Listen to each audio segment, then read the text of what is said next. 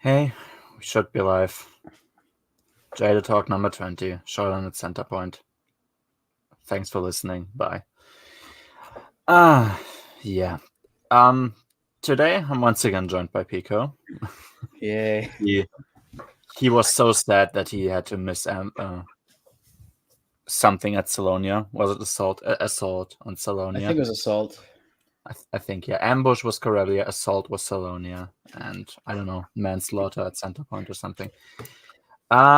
Yeah. Welcome back. What did you think about the book?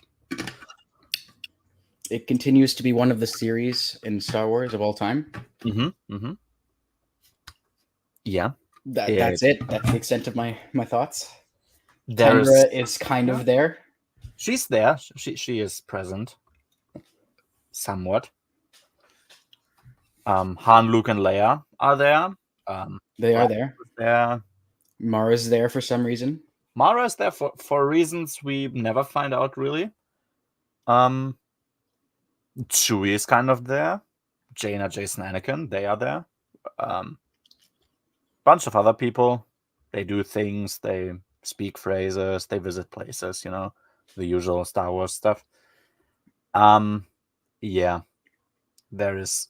I like. I haven't read my notes now, so I'll know afterwards. But I have no idea even what to say about the book, like as a summary right now, because I have no clue what happens in this book. It's like it's been kind of gone from my recent memory. Yeah. Oh well, let's just start with it, and we'll see where it goes, which is mostly nowhere. So chapter 1. Okay, yes. So Han, we remember Han. He was on this really crappy ship, and I don't mean the Millennium Falcon. I mean the other crappy ship. Yeah, the other crappy ship that he likes to fly now. And he reunited with Leia and also Mara, who he still believes is a ruthless killer who will murder him and his entire family. But he chose to stay behind with Drachmus and Salkut to help them land on the planet they were going. I think it was Salonia, right? Because their ship is kind of shit and he can't navigate anymore. It's like, I guess that's nice because he's like, yeah, if I don't stay here, they are dead. And I guess they really, really need their ship. I mean, in theory, we could also just take everyone on the Jade Fire, say, fuck this ship, and at some point we'll get you one when this whole thing is done with. But, oh well, no.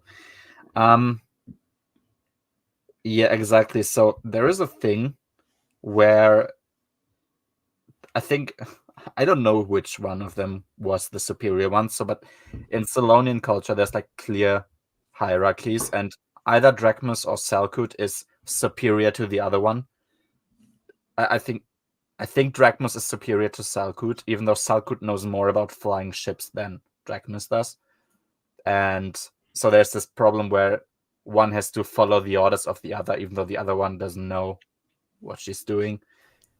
And so Han convinces her to let Salkut follow her orders, and he's just giving her the order. So, it's like, hey, I give you the thing, and then you order her to do this. Does that sound good? And I'm like, okay, I guess that makes sense for Han. It just means that it's just more proof that the Human League is correct. Yeah. Like, towards the more this book goes on, the more you're like, yeah, Thraken kind of has a point. Like, if this is the non-human cultures you grow up with, then I understand how you develop the sentiment that he does. But oh well, we'll come to Thraken very, very soon because he'll have a very nice ending. Yeah, he communicates. So Han communicates with the Jade via like basically Morse code. He screws up one of the messages. That was just kind of funny. So I'm not sure what the translation was in English, but in German he wanted to say like fertig, so finished, but it was something different. And then Leia sent like a message back to him, making a mistake on purpose, like the same one.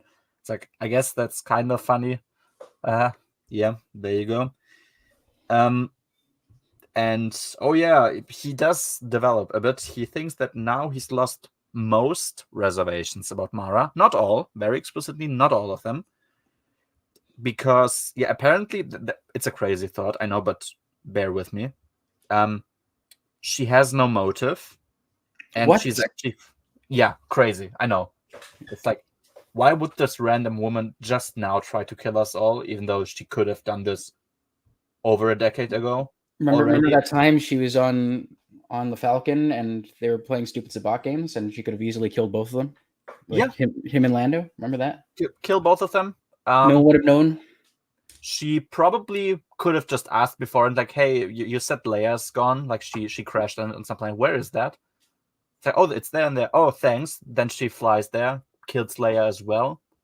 Luke, I don't know. She could have probably easily killed Luke. There wasn't any. She could have killed everyone at the academy probably, and no one would have known because they didn't have radio. Exactly. Yeah. I mean, obviously, you would not, because why the hell would you communicate with the outer world, right?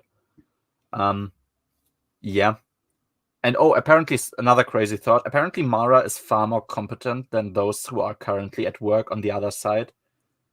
That makes sense, honestly. Yeah. The other side is, even though they have a point, they're kind of dumb, which isn't nice. But oh well. But still, her explanations of like reasonings for why she isn't actually a bad guy are not satisfactory, quote unquote, so far. So, who knows? Maybe Mara Jade will turn out to be the actual villain of the story. Who knows? Oh yeah, something we forgot. The cover. It's Han, Luke, and Leia. It's Chewie. It's the droids. It's Lando. It's the Falcon. Han Solo battles the galaxy's most powerful weapon. Does he, though? I don't even remember if he specifically does it. I guess everyone just peaced out. I'm not sure. It is indeed book 3 of the Corellian trilogy. That is a factually correct statement. I've been told it's also in the Star Wars universe. There indeed is a Showdown at Centerpoint. So that is a correct title. The German title is identical.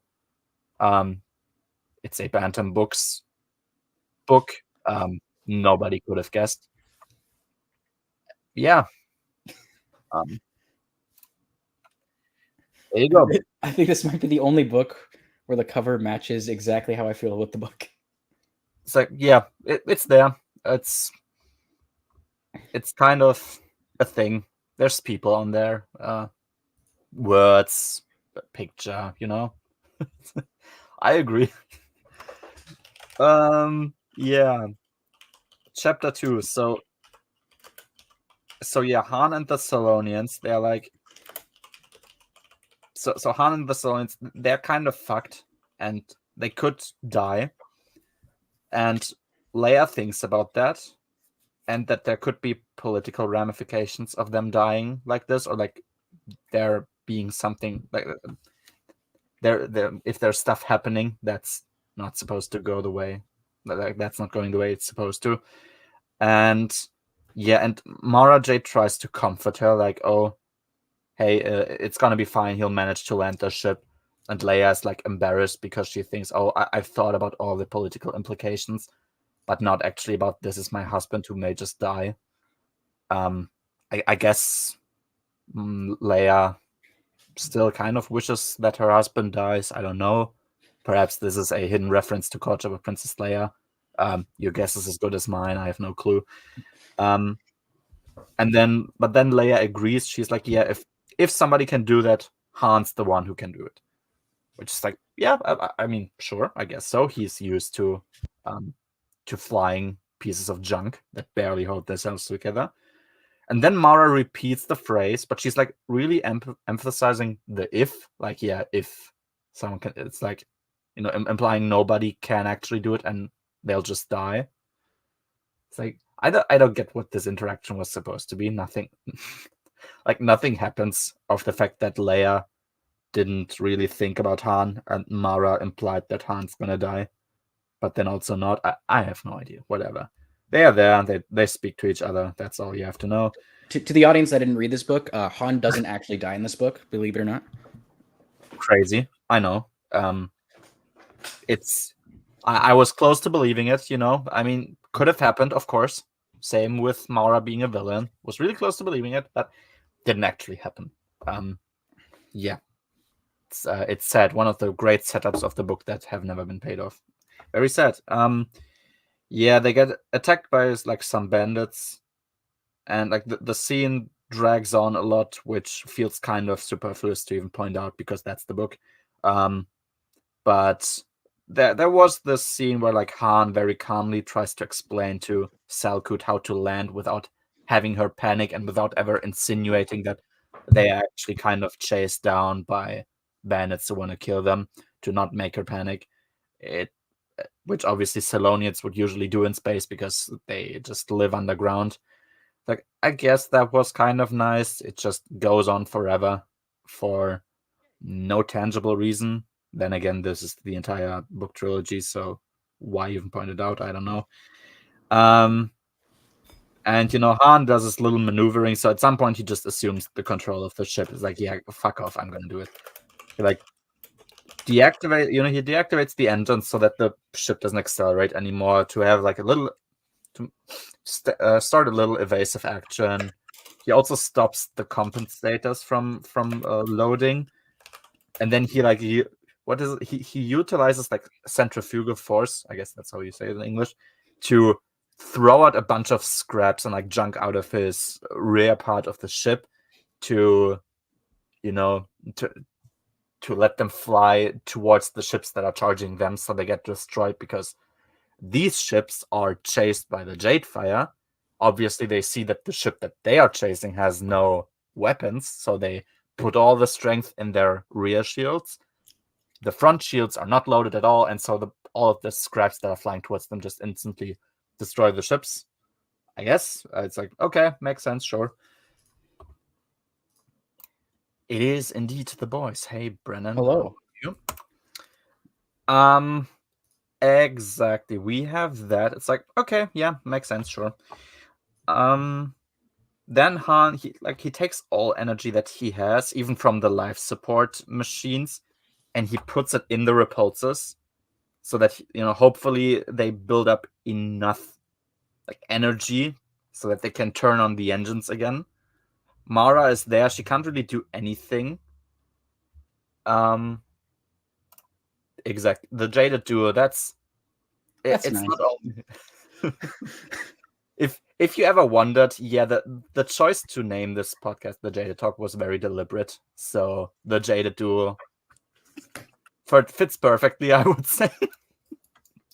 Yeah, that's us. Exactly. And I was like, wait, okay, so I do remember this from last book. So the ship that they were on was just kind of, going into a specific direction with the momentum that they had before like their whole ship broke down or whatever. And it's like, wait, Mara Jade does have a tractor beam, and I don't know how big the Jadefire is supposed to be, but couldn't she just, like, while they're in the vacuum, try to pull this thing so that it doesn't crash and burn into the atmosphere? I feel like this is something that she could have done, but the book never really addresses it. So I'm gonna assume it's too small. I guess Otherwise, it probably would have been there. I would hope so. Yeah. I mean, I think she does have a tractor beam. I vaguely remember that she has one, but I guess she just doesn't use it here because, yeah, I guess that's a question for Brennan. How big is the Jadefire, and would she have been able to tractor beam this? Yeah, the weird destroyed Selonian ship that Han is flying on, and even if it isn't, like, could she also not just try to like push it a bit away, like physically act with her ship? I'm gonna assume it's just that's the only time when you choose to fucking come in here. Thanks a lot. No, yeah, I guess it wasn't an option. At least that's what the book seems to want me to believe. So, oh well, a sentence that would have been nice. And even if it's too small, like, you may as well try. Like, just try using the tractor beam. What's the worst that can happen? Like, I mean, Waste time, I guess. I don't know. I guess so, but then again, she's just a sitting duck anyway and really doing anything, so Oh well, whatever. Chapter 3. Yeah, something that was weird about this book that I didn't really quite understand. I mean, this worked, so you may as well try it. Like, she literally just could have tried to fly against the ship, like, physically and tried to push it away. It's like, I mean, if you're very, very careful, I feel like this could work, especially since the ship isn't actually flying. It's just moving with the momentum that it has through the vacuum. Oh well. You know, something that was weird about this, and I see this from chapter 3 onwards, is that Oscillage, so the admiral guy from Bakura, like in the last book, he was described as, maybe a bit special in his own ways, but he seemed pretty competent and like a normal person. But now he gets described like much more negatively for some reason I don't quite get. Like, he was called a pompous wimp. He's pretty cold. Like, nobody feels good in his presence, which I don't know. I didn't get that from the last book. He seemed fairly normal and fairly well respected as a military officer, and I guess he just isn't really anymore. Oh well. So yeah, we're back with some group.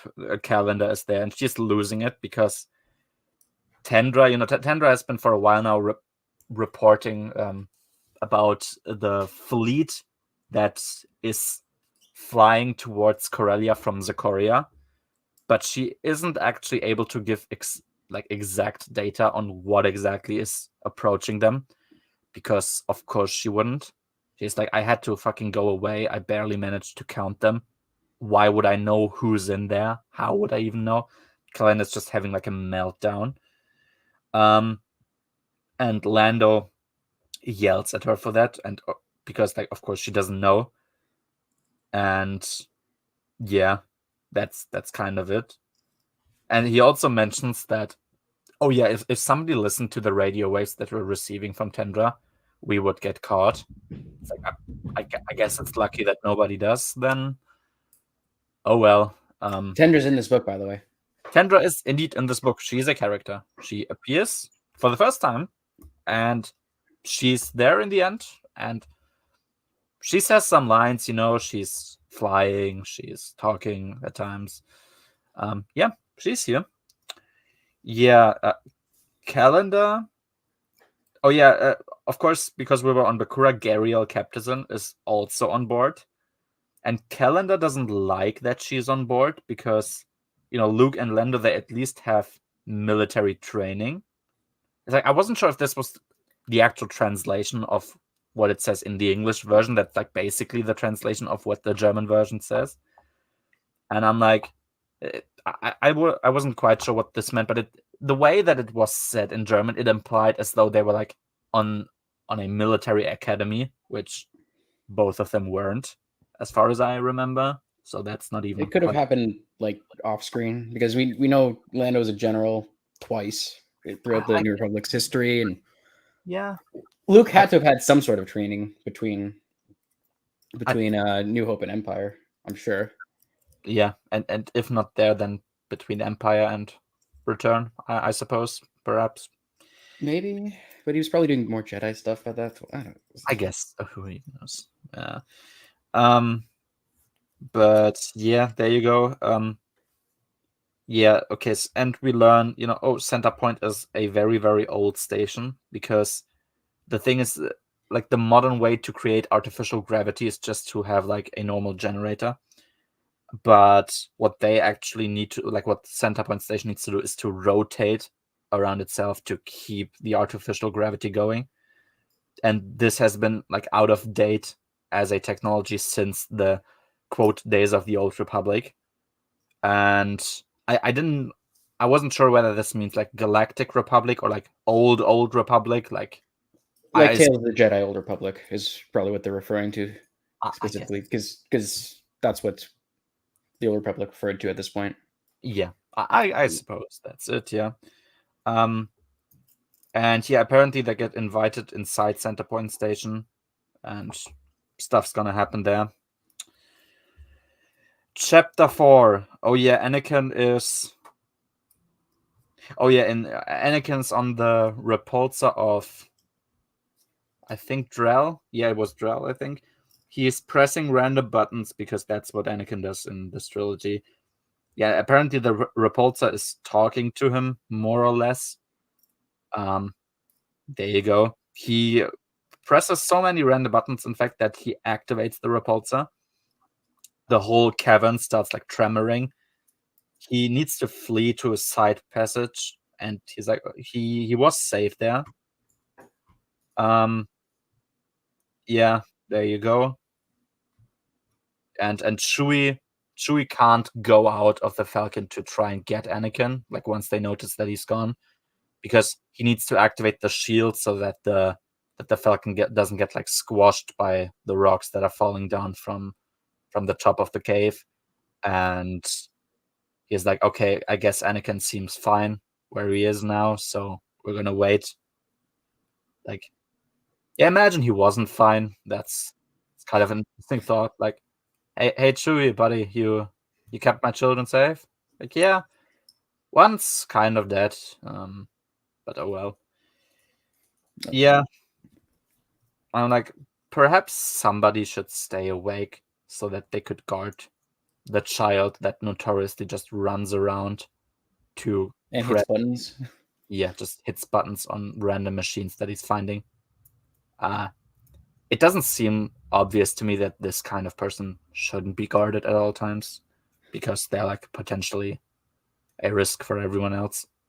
Because like if you just pressed some buttons and one giant rock just happened to land on the Falcon before anyone even was awake, yeah, they'd all be kind of dead. That's pretty sad, actually. Yeah. Otherwise, I don't even remember what happened in this chapter, and I don't care enough to look back and find out. So there you go. Chapter 5. I think the chapter even started with Thraken just looking at a bottle of liquor and wondering if he should get drunk senselessly. And I'm like, this is strange. I get that, honestly. Yeah. This was like a turning point for me towards Thraken as a character. It's just like, oh, I guess he's not that abnormal. He's just like me. He's literally me. And the more I read about Solonians, the more that sentiment got, strengthened. Oh, Jesus. Yeah. Yeah, and something I did wonder at this point, and maybe I'm just lacking information that I've overread, which could definitely be the case, and I wouldn't care.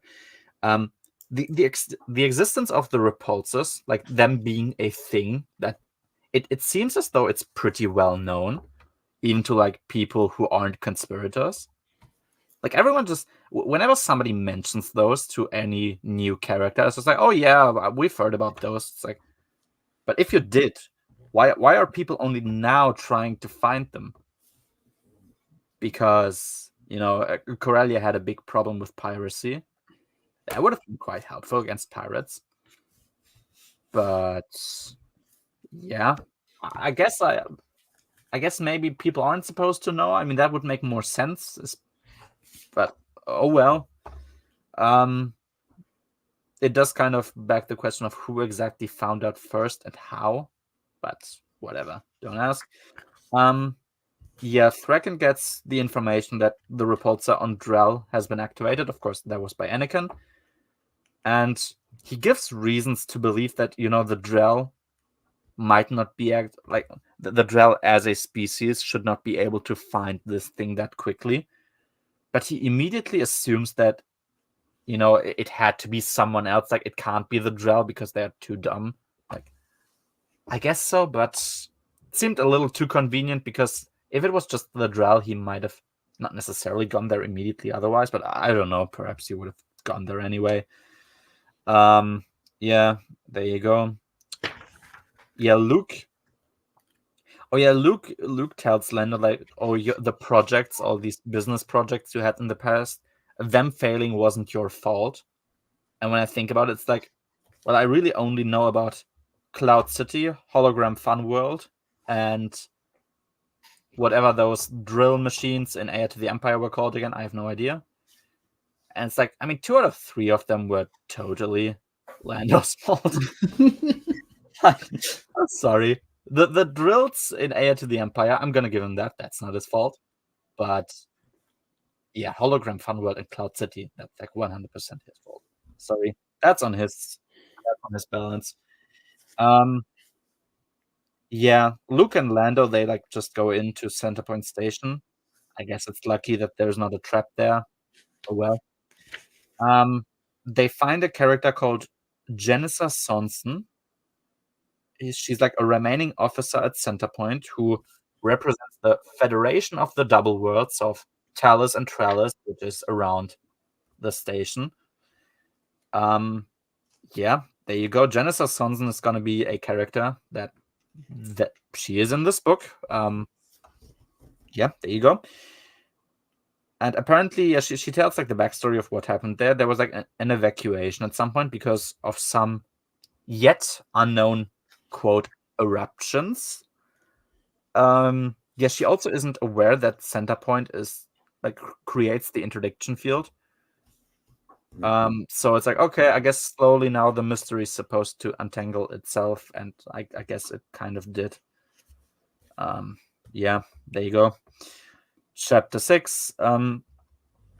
Yeah, so Centerpoint Station has like a mini sun there, and that mini sun was kind of screwed with, so it started to have multiple eruptions. And I don't know if it was Luke or Lando, it doesn't really matter. One of them asked like who ran this thing before everything went to shit, like who kept guard of it, like was somebody there who looked at this thing. And apparently nobody did because, quote, basically, who the hell would run the sun? And they don't understand how it works anyway.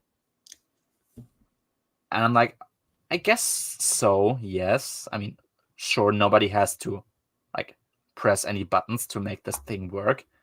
But if there's a sun there, like in theory, this thing could just explode. Like somebody could just make it explode, which I guess kind of happened anyway. At least there were eruptions. Like, don't you want like people to prevent from making the mini sun inside your very populated station explode? It would seem kind of prudent to me to make that a thing. Like, hey, let's not try to cause a supernova, shall we? But yeah, I don't understand why you'd touch it at all. Yeah. Just guard it, and that's it. Yeah, you don't need to touch it. Don't do anything. You wouldn't even be able to. That's perfectly fine. Like, the reason we are not guarding the sun in our solar system is because it's not actually approachable. But this thing is just there, and anyone can approach it. It's like you want to have a few people standing there. Oh well. Yeah, at some point when the tremors in the cabin on Drell stop, Jason goes out to search for Anakin, who of course is very ashamed of what he's done and he's feeling embarrassed. And when they reunite, he was like he immediately ran up to Jason, he hugged him, he cried, he's like, I'm sorry, I didn't mean to. Like, this makes totally sense for this character, but like, I mean, so I wouldn't necessarily say it's Anakin's fault for being this way. It's kind of everyone else's fault. There's like 3 adults with them.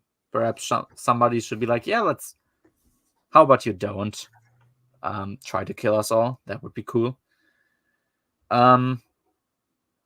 Yeah.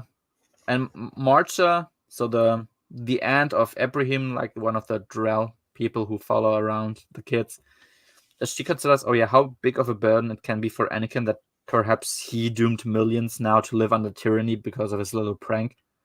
Like, this is a funny thought to have. It's like, oh yeah, people now know probably that this thing exists. They know where exactly it exists, and they know that somebody is able to like use it. Like, oh, poor little Anakin, he just doomed us all to tyranny. Like, oh, I guess he did, yeah. Yeah, that's the chapter.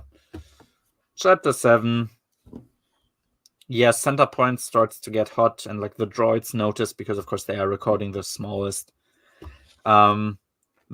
changes in temperature, and apparently it gets hot because the sun is preparing for another eruption. Everyone starts choking because, of course, they lack oxygen now. They run away somewhere until they find like a lift where they can breathe again, or like something along those lines. Don't ask me exactly what happened. They run to another place. They like find an oxygen supply or like a filtration system or something, and they can breathe again. Obviously, the communication is disabled from Centerpoint Station as well. And apparently, since Centerpoint Station is in between Talus and Trellis, so two planets, it apparently somehow utilizes the gravity of them and turn it into an interdiction field that spans through an entire solar system, I guess. I don't know how that makes any sense because they orbit around Centerpoint, and Centerpoint is the one with the star. Uh-huh. Yeah. But okay. I guess that's how it works. I don't know.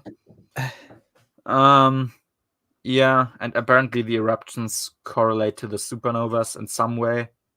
Like, I guess they do. I don't know. I wouldn't know. So I'm gonna wait until somebody else tells me something else. That's it. Chapter 8. Oh yeah, of course everyone now landed successfully on Salonia. Han is like pretty impatient at this point, which makes sense because he keeps asking Drachmas about like, so what's my actual purpose here? Why am I even here? And she keeps literally not saying anything because apparently it's the traditions of Salonians to like not be too hasty or something. Mara has like experience working with them. She says them they gotta like, we're gonna talk now or we'll just go, which I know that's a crazy thought. Only a villain would have that. It's like, hey, if you don't want to talk to us, we can also just go away. It's like, yeah, hey, there you go. Mara being the smartest in the room. It's been a very long time since that was a thing. Leia is annoyed by Mara speaking that like threateningly to the Salonians, who like get very, very skittish now. It's like, oh wait, I'm gonna try to make everything work. And she's like, Salonians are our partners. We shouldn't threaten them like that, etc. Mara, with a bit of common sense coming back to her now after 10 years of bantam abuse, or like in-universe bantam abuse, I would say. It's like, yeah, you usually don't need to convince partners as much as you need to convince them of just talking to us. Like, yeah, that's not really normal. That is correct. Apparently, Salonians will literally make you wait months until all of them are united in a decision, because unity is something that they value, I guess. So that's it. Apparently, Leia speaks Salonian. I don't know why, because Pico, we've been here for a few streams now at this point. Do you remember in various books back in the day, whether that would be Crystal Star, Black Fleet Crisis, Jedi Academy Trilogy, whenever Leia thought about the Jedi powers of Luke, she always thinks about like, oh, yeah, if only I had time to learn more about the Force. And you know, I don't assume that there has been a lot of Salonians on Alderaan. So I guess Leia, during one of these books, at some point learned Salonian. Even if there were a lot of Salonians on Alderaan, that was what, 18 years ago at this point? Yeah, it's been a while. So when would she have practiced? Good question. You know, if just to make an example of our world, if there's a world war and I have the ability to either become a sorcerer to like to be able to do unspeakably great things and win the war for Germany, or I have the option to learn Vietnamese. You know what's like on the higher priority list there? Like higher. there's a clear hierarchy for me of what things are useful to learn. especially in war times when you're like kind of fucked as a faction. Yeah, apparently she had time to learn Salonian. I don't know when. I wouldn't know why even. Like just for this trip, that doesn't sound really frugal to me. Like, did she learn Drell? I guess she didn't. I don't know. Yeah, there you go. It would make sense that she did, but I guess didn't so. say anywhere. Yeah, that could have been a very good line to like add. It's like, oh yeah, she learned Salonian to prepare for the trip. Then again, she should probably learn Drell as well. I don't know if that was even. It might have been referred to in the book, and I have read past it. I don't even know. Then we get introduced to another Salonian because we didn't have enough of those. A character called Kalavitz. She comes from the Upper Hive, who apparently now have gained the Hunjuzuk Hive for their cause, so the hive where Drachmis and Zalkut are from. And so she says, like, we also gained the New Republic for our cause. We don't really know what that means yet, but that's just what she says. Tendra is a character that's in here. She's flying around. Still, we are getting close. Yeah, Anakin repairs Q9 because he was kind of broken by the fucking hailstorm of rocks coming down the cave. And somebody is approaching them. So the party on Drell. It's like, okay, I guess action is now happening. Perhaps that's gonna be somewhat mildly entertaining. Chapter 9. Okay, so I'm not quite sure if I can rationalize what I'm about to say. It's just the information that I've extracted from the book, and you can do with it whatever you want with it.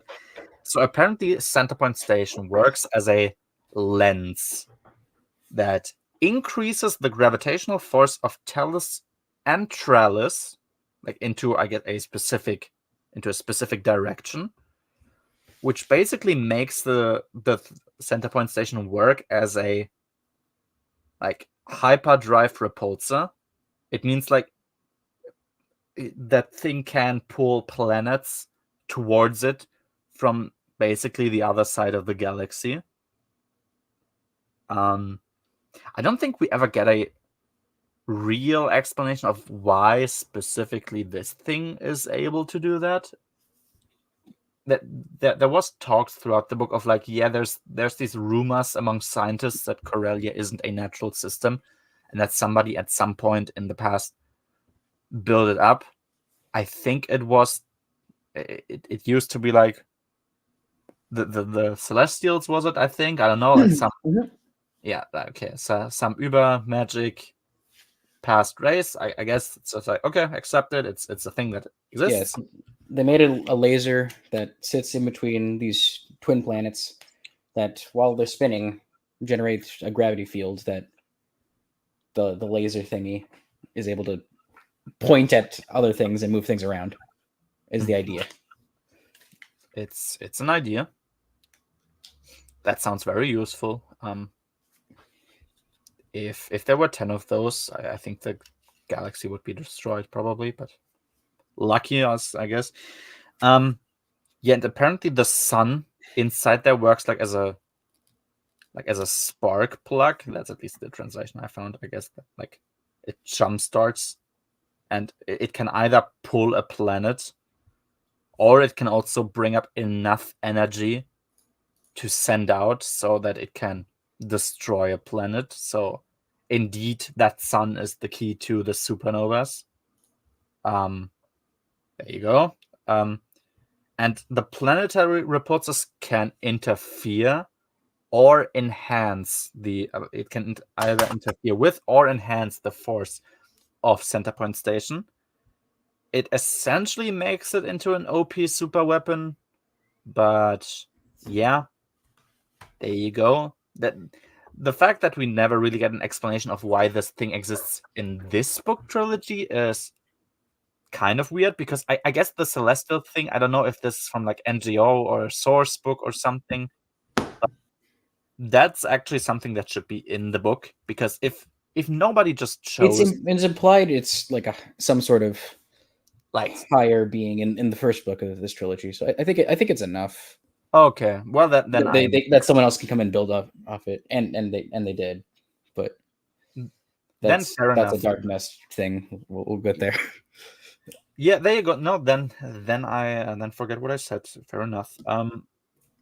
Yeah, Lando somehow that I didn't quite get as well. He somehow knows that the repulsor of Centerpoint Station is stronger than the planetary ones, so they can't use the repulsors to pull the station away. I'm like, I guess that's the most educated guess he could make, but he really spoke as though he knew that this was a fact. I'm gonna trust you, Sivat. It usually worked out well for me, so I guess I'll believe you.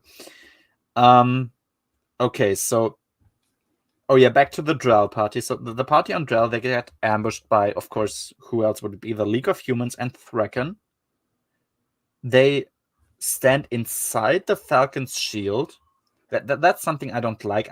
I like that, like if I think about shields of ships, I always imagine it's like just another layer of energy that surrounds the ship, basically as though it was just an extension of its armor, like really just above the surface of it.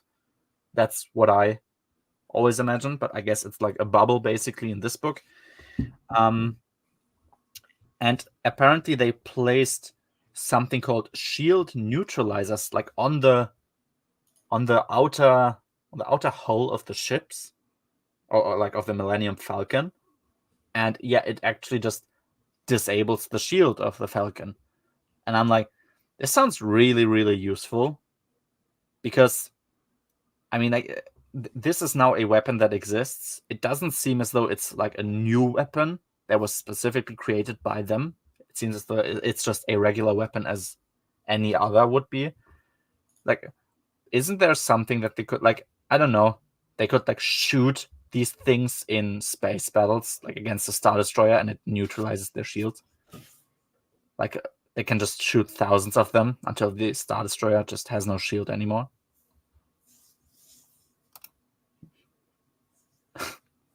I'm gonna be honest, no, I don't know.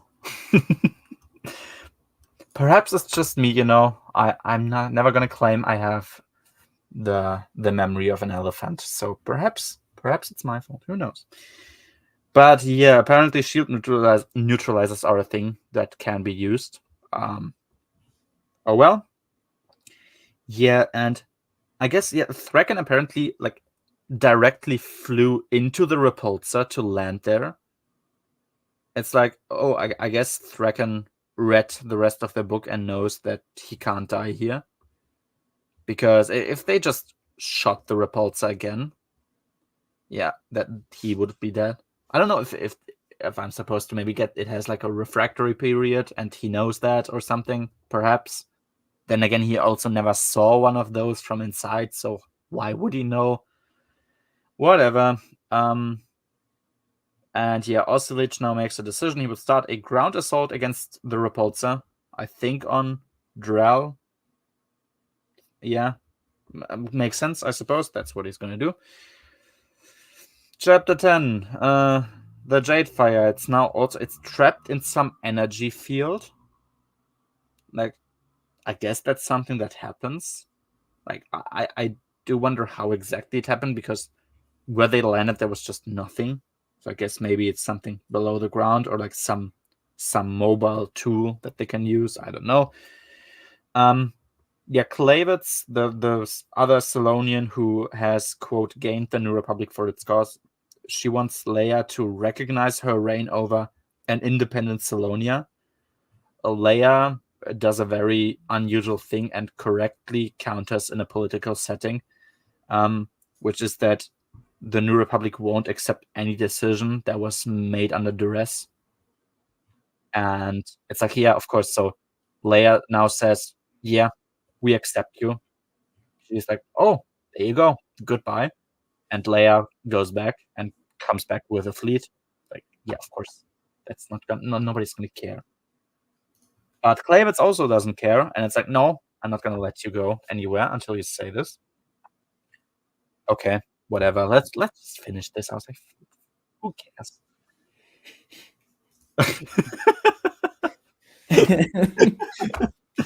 Yeah. I can't claim that I try to be the most charitable towards books. I usually don't make a big like effort to be very charitable, but this is the most that I could have been. Like, yeah, I guess this is an occurrence in the book. It did happen indeed. Ah, Jesus. Yeah. So what Thraken wants to do now? He's at the repulsor on Drell. He wants to disable the communication block from Centerpoint Station. He apparently has like some remote thing that he can do to like send out the signal, so he can, I don't know, declare his 1,000-year empire or something by using the kids as leverage for negotiation.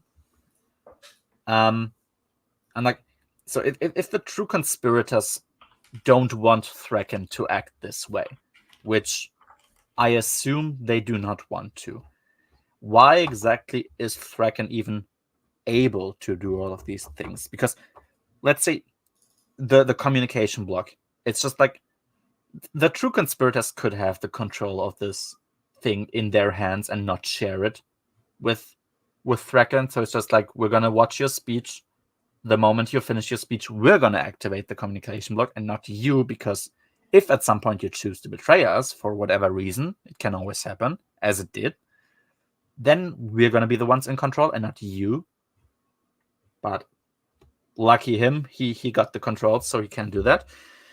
Yeah, the Falcon is also trapped in some energy field, and apparently that's why they can't leave. And like, since when is this a thing? I don't know. Don't care. No clue. And Luke goes to Salonia in his X-Wing. Yeah, sure. Chapter 11. Oh yeah, so Thraken, he sends a message out into, I think, the entire system. About like having a video where you see all the solo kids there, obviously, being like, yeah, basically formulating his threat, like, yeah, you're gonna agree to our terms or these children are gonna get screwed over. And Han and Leia feel very bad, and they are like sad and like, oh no, the children. And it's supposed to be a heartfelt moment, I think. The problem is it's really, really tough for me to feel bad for them if I consider that they took their children into a system that was like at the brink of anarchy with no military force to protect them at all. Did they know it was anarchy though? Why? Like, oh no, my poor children, they're gonna die. It's like, yeah, but that's fully your fault. And once again, look, if you're a Denningverse fan, and I have no idea about the discussions because I haven't read anything, but I know that there is a fight over, is Jason Solo set up to be a bad guy or not? Yeah, if you believe that he was, just read the Bantam era and use that as your reasons. It's like, look at this. His parents don't care. They want him die. They want to die. Yeah, there you go. Yeah, Mara and Han, they both yell at Drachmus and Plavitz because, both of them, and they're supposedly enemies, but there's like a scene where both of them are really shocked that Thraken would kidnap the children of one of his of one of his relatives, and Mara and Han literally yell at them to stop because they can't, because they're stupid. It's like, yeah, especially because Klavitz also kidnapped them, so it's like, the fuck are you even trying to pretend here? Like, whatever. Oh yeah, we get a big revelation now. This is what we all waited for. We wondered who is gonna be the secret conspirator of the Corellian trilogy. Is it gonna be? I mean, I was told that they weren't, but I was like, is it maybe Nomanor or something? I remember him. Is it someone completely different who we don't know yet? It's some guy. it's some people we never even get the names of. So if you remember, when Lando landed on Zakoria to meet up with Tendra, briefly mentions her local government, which is called the Zakorian Triad, like triumvirate or whatever, which is basically like one Corellian, one Salonian, and one Drell who govern the entire planet. And yeah, the Salonians on this planet, they are banished from Salonia, so they're like a banished tribe. And they are the ones who actually control the Salonian Repulsor. And at this point, I was like, wait.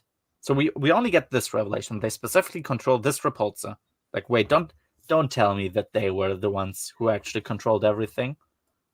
And I hoped for,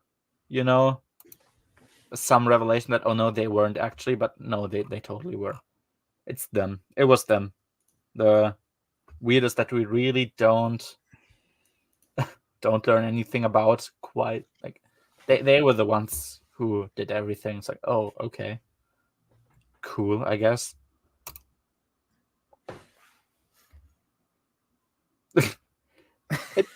I mean, yeah, the Empire would have made sense at least. It's like, yeah, sure, that sounds like something the Empire would do, I guess. But it actually just was Some guy. people. Yeah, some people in a room somewhere. Yeah, that was really, really sad. Like, oh, this is gonna fizzle out quickly. This makes no sense. Or I guess it doesn't not make no sense. Like, I guess it could make sense. That's what I'm trying to say. But yeah, that's it. That's the big mystery. Something would have been cool would be like just like using Bakura as the basis for the villain, like using whoever, I don't remember their name, but just bring them back, that group, and then using them as like a revenge. Like the series already has a bunch of references to Bakura anyway. Why not make it an official sequel? You may as well just do it. Why not?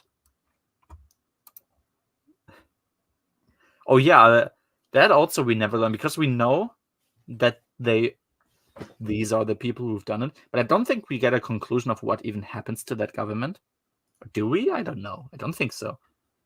So, there you go. Make up your own mind, I guess. Oh yeah, something that Han and Leia both mentioned is that they actually didn't expect that they would run into any trouble on their trip to Corellia. It's like, wait, what? You actually didn't? Like, I was like, I am kind of baffled that Darwinism hasn't taken care of these characters yet, because this sounds dumb as fuck. Like, this whole system is on the brink of collapse, and you're like, we are not gonna run into any problems there. Like, oh, okay, I guess you didn't. Oh yeah, there's one nice scene here. It's like, that Luke is happy to see Mara because, quote, even her cutting voice seemed a bit softer than usual. Like, oh, hey, there you go. That's kind of neat. That's pretty cool. I guess it's my favorite scene from the movie. From the trilogy, which is kind of sad because it's like one sentence. There you go. That's it. Oh yeah. The party on Drell, they are trying to prepare their escape, and of course the problem is, well, isn't somebody gonna like guard the Falcon from outside? So if you're walking around, they're gonna see you. Nope, it's not happening, because they're only speculating on why, like the party itself are speculating on why nobody would guard them. And the reason that they tell us, it's, quote, they feel like they couldn't escape anyway. I guess so. I mean, we're not gonna let the Secret Service walk next to the president, because we don't feel like anybody could kill the president anyway. I guess so. So yeah, what if JFK's head just kind of did that and no one actually shot him? You don't know. we wouldn't know. We're none the wiser. So I I hate this. Oh, nobody would be so dumb to attack here anyway, so we're not gonna guard it. It's like that's not really how this works. That basic logic never interrupts you in your writing process to say like, wait, this isn't actually how human beings work. It is really fucking frustrating. It's so sad. Yeah, there you go. Oh yeah, what Anakin does, like, so they find basically the generator or something of that energy field. Anakin manages to like let Q9 weaken this thing so much that they can push through it and then like escape with the Falcon, like the children only, because the thing is with that like field is that I think there might be some force shenanigans in how they come through there. Don't ask me, I have no clue. Like Anakin has to help them. The thing is that all the adults, of course, are too heavy, I guess, to take them with them. I suppose the Drell wouldn't be because they're really short, so they still could have had adults with them, but they didn't, so whatever. Yeah, so the 3 solo kids are gonna go out and fly the Falcon on their own. I'm like, yeah, imagine there was guards anywhere. That would be really unfortunate because then the rest of the book wouldn't happen. But Thankfully, there isn't though, so we're good. Yeah, thankfully. Chapter, wait, that was 11, I think. Yeah, chapter 12. Still 11? I thought it was like 13. I think it only has 15 chapters anyway and an epilogue, so we're almost done basically anyway. Chapter 12, I think. Oh yeah, so we're back with Tendra. Tendra even has something crazy, which is a monologue. So it's like we get her communicating in a way with somebody. Tendra has this weird moment of realization where she's wondering, like, wait, why am I actually going into an active war zone to meet up with a guy that I've never met? Like, that's a really, really good question. I don't know why you do. You're not providing me with any answer. I guess Zakoria is so fucking boring. I don't know. You need a little spice in your life, you know? Yeah, sure. If your planet is about to make like a huge invasion onto the mainland, it's like, yeah, that can be kind of boring. But it's like, I guess we're gonna find some dude with his weird blonde, insane Jedi friend. Maybe it's gonna be fun. Oh, I actually did not, but now I do, and now that makes me even madder. Yeah, jeez. Do you remember that, Pico? No, I don't. I don't even. What did they talk about? Oh, Jesus. Yeah, I'm just remembering. I totally forgot about this. So in Ambush at Corellia, there's this moment where, like in the beginning chapters, Luke visits Mon Mothma and they have like a whole conversation about like, hey, everybody always considers Leia as the failure, quote unquote, because you became a Jedi and like you used your Jedi potential and she never became that. But there's also a bunch of other stuff that you never learned to do that Leia has learned, which is like become, a successful like politician, negotiator, a family, a family person, I guess. I mean, that's what it says on paper. And it's like, yeah, you ought to learn all of these things because at some point, I'm sure you want to become a husband and a father. And at some point, people are gonna ask you to do all sorts of like negotiations for them or something, and you're not going to be able to tell them no, and you should rather be prepared for it than be surprised when it happens. And it's like, oh yeah, that conversation did actually happen in the first book. Yeah, that didn't go anywhere really. Imagine Luke just did that instead of following Lando around to like meet up with 3 separate bitches. Yeah, there you go. Luke could have had something to do. I guess he doesn't. Yeah. Thanks for making me remember that. Chapter 12. Yeah, going on. Oscillate. She wants to attack the reports at night, which I'm like, yeah, guess that makes sense. Sure, why not? And oh yeah, I had a little breakdown there because yes, it indeed was the Zachorians all along. They somehow learned of the existence of the repulsors. We also never really get how they did that. Then they started to instigate rebellions to to occupy, I guess, the planets on the governments on the planet, so they have time to search for them. I guess. Yeah, I was like, I guess the book wants the book says she is one, but I mean, she really is not. At least not now. Oh, Jesus. Okay, yeah. Apparently, at some point, Thraken learned of their importance, of the repulsors. How? I don't care. And he, of course, tried to use them for himself. Why these important, very, very important positions aren't protected by any of their own people is beyond me. But there you go. Shouldn't there, send out one sniper to each repulsor? Just let him lie down somewhere and just have a look to the entrance that people are most likely gonna try and get. Because why the hell not?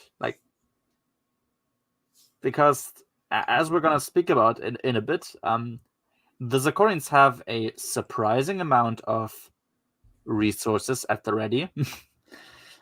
So I have a hard time believing that they couldn't just send a few people there who are just in the general area, making sure nobody goes where he's not supposed to be. But okay, I guess not.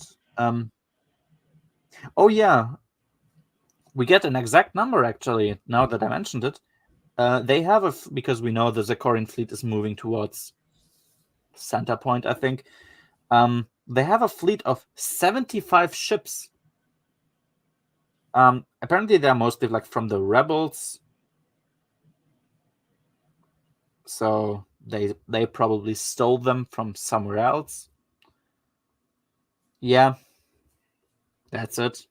Really, they have 75 ships. There you go, and the New Republic has no ships. That's cool. Okay, so chapter 13. Yeah, so we learn more about the Salonians from Zakoria. So they are basically you maybe have heard of it, in North Korea there's generational punishment.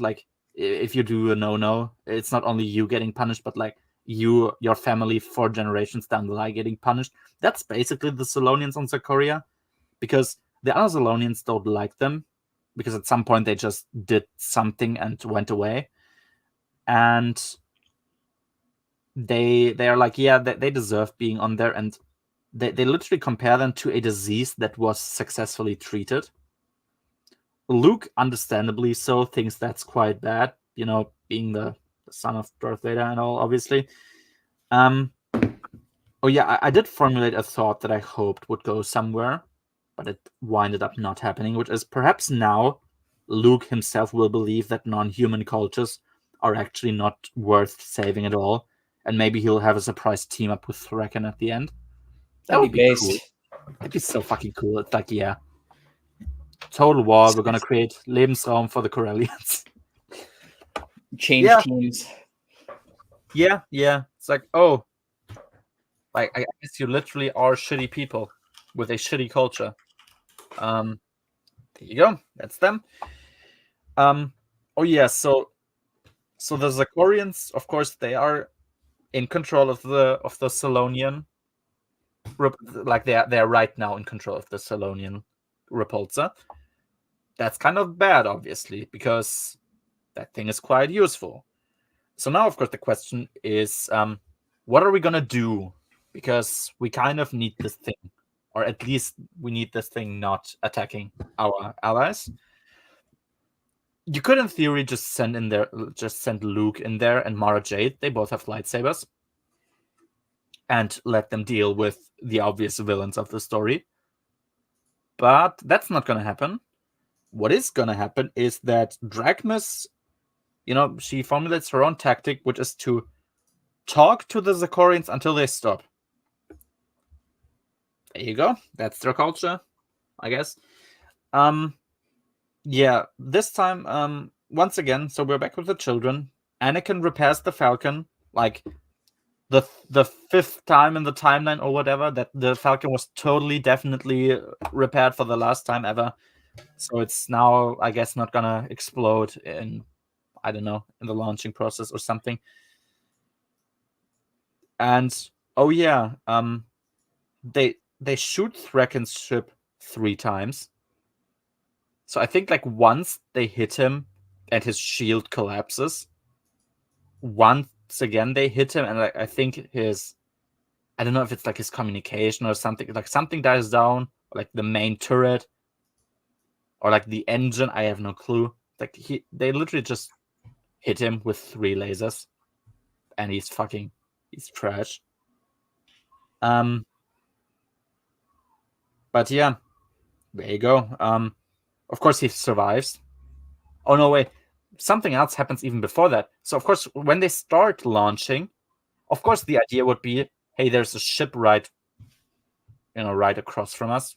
We should shoot at it. And I guess fair enough, it's only children. They wouldn't really know how to shoot. I guess Anakin should know because he can literally do anything by pressing buttons, but oh well. But yeah, thankfully they only shoot like 3 times, so Thraken doesn't get killed. Yeah, something that Ibrahim mentions is that Thraken's reputation probably now suffered massively due to him using children as blackmail. It's like, I guess that's not an illogical thing to believe, but did Thraken not think about this at all? I guess he wouldn't care, perhaps, but yeah, there you go. Destructive reputation now. And yeah, exactly. Now it happens. So the children fly away, they escape. Thraken follows them in his own ship. And to demonstrate that Thraken, poses an actual threat as a character, specifically also in his future endeavors, which I'm going to read about at some point, he gets defeated by the kids, who shoot their turret 3 times. And that's it. Like, he's a sitting duck. His ship can't move anymore. Like, it's not under his control, and he gets arrested. That's the end of Thraken Sal Solo as a villain, at least in this trilogy. Wow, that was really, really disappointing. The hero. Look how they defeated him. Exactly. Yeah. Look how they massacred my boy. Yeah, Drachmas, as we know, she's talking to the Zecorians, but the thing is, she can't be too pressuring towards them, because if she does that, they might just commit suicide or die of shame.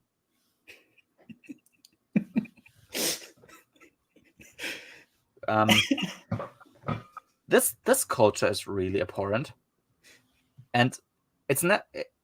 The more I read, the more hilarious it becomes that the least degenerate thing I know about Salonians is that Corran banged one. That's the least abnormal thing that they are doing. Like, so you're not even fighting your enemies, you're talking to them excessively, even though they have like an apocalyptic weapon under their control.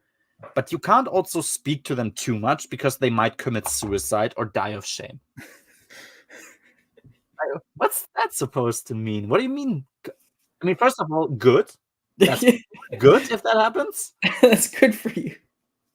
Like, imagine that's the tactic of the Japanese. We're not gonna fight the Americans. We're gonna talk to them, but like also not too much, because like, so they don't drop the nukes on us. But let's not talk too much to them, otherwise they're gonna commit suicide, and we don't want that. Like, that's not a well, whatever.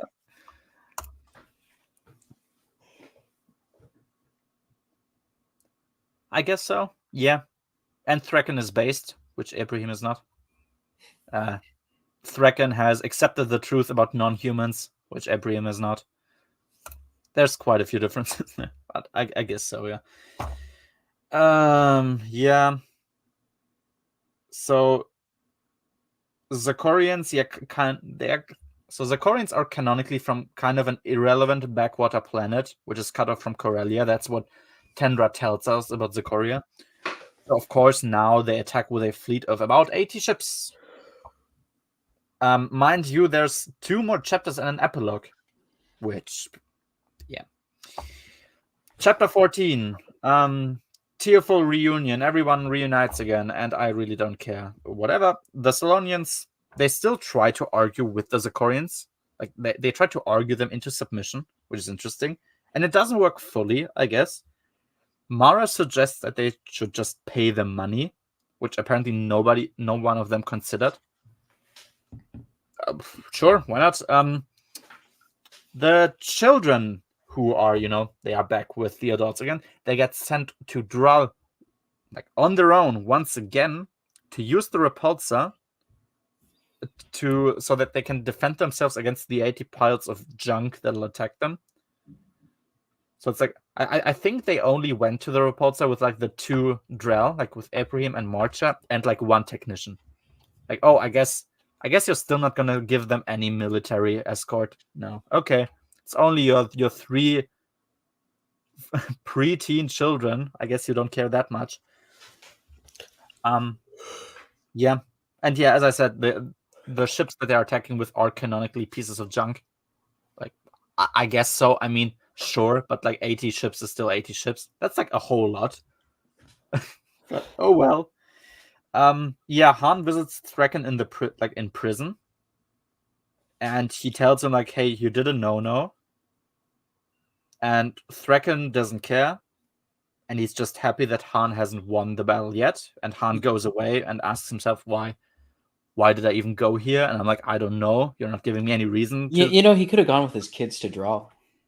Yeah, he didn't really have anything of substance to do. Like, protect your kids, why not? But oh well, there you go.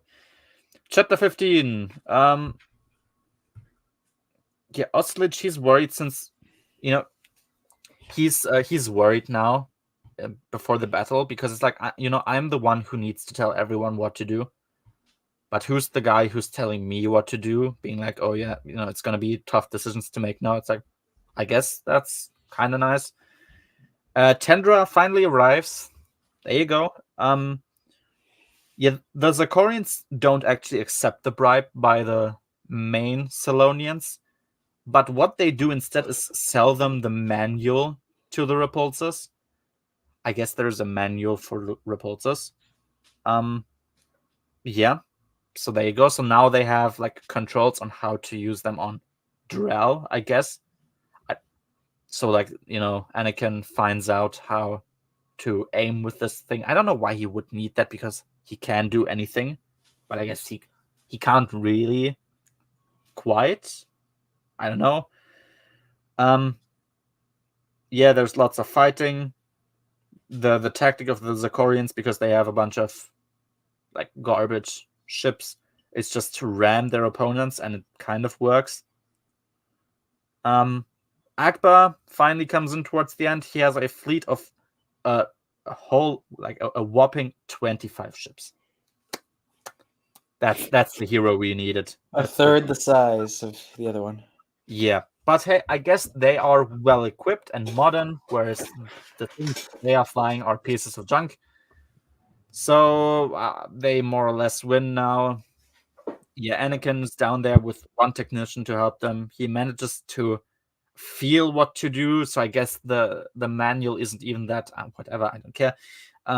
He uses the repulsor to destroy the southern pole of Centerpoint Station, which means that now that thing can't shoot its supernova weapon. So the next system that that was on the chopping block is saved. And then Oscileach dies. And to be honest, I didn't quite. I had the impression that Gariel was about to escape from that. Gariel did die there, right? In that chapter? She dies.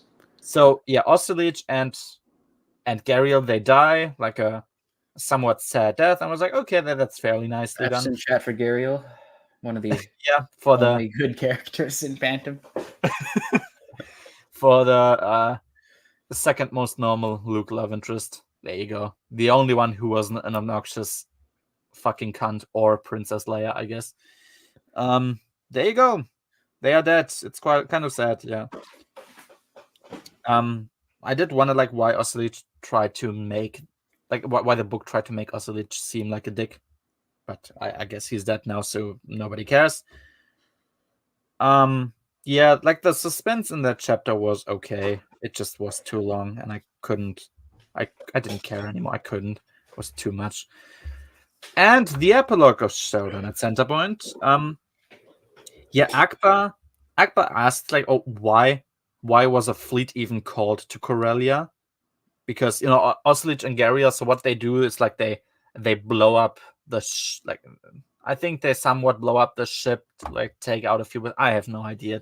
Like they somewhat sacrificed themselves to win the battle, and yeah, and that kind of took care of everything. And so Akbar's just asking like, oh, why did you even call a fleet then?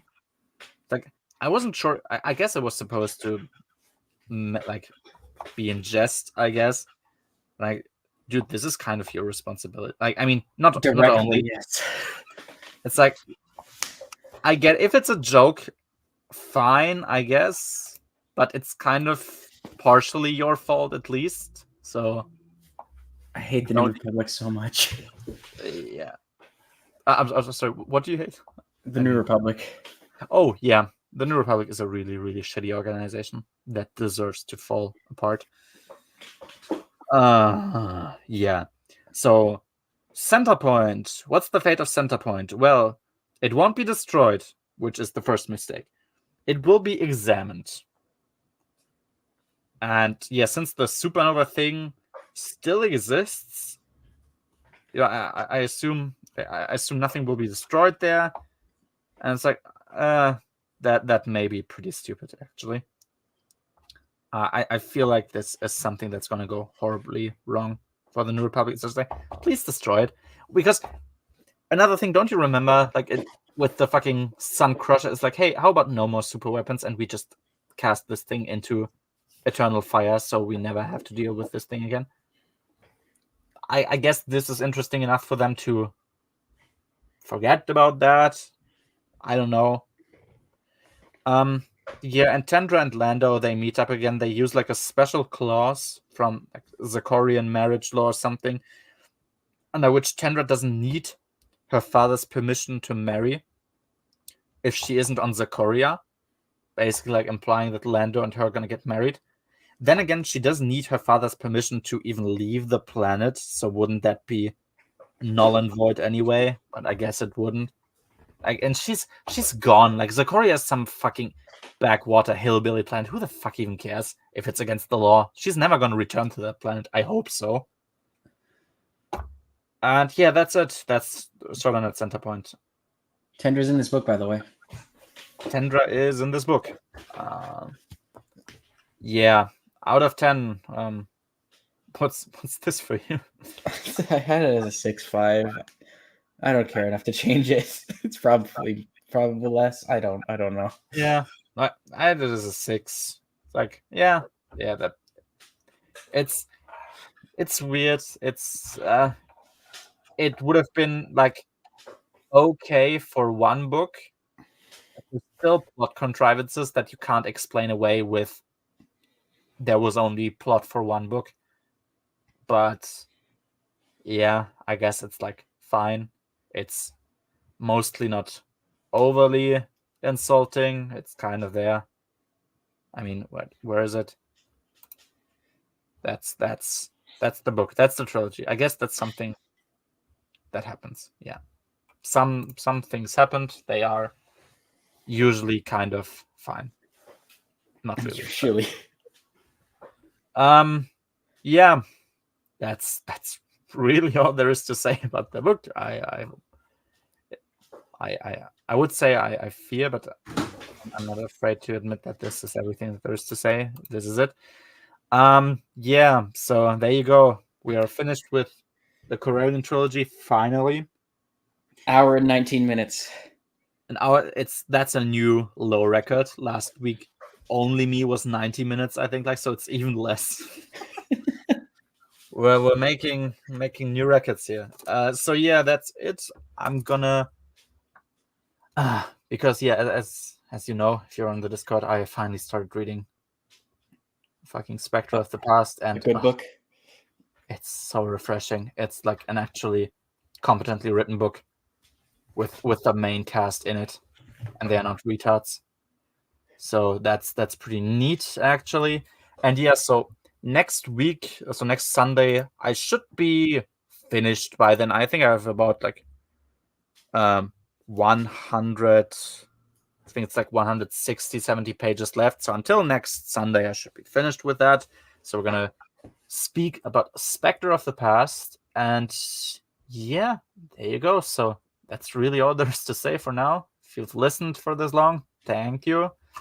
And see you next time. Bye bye.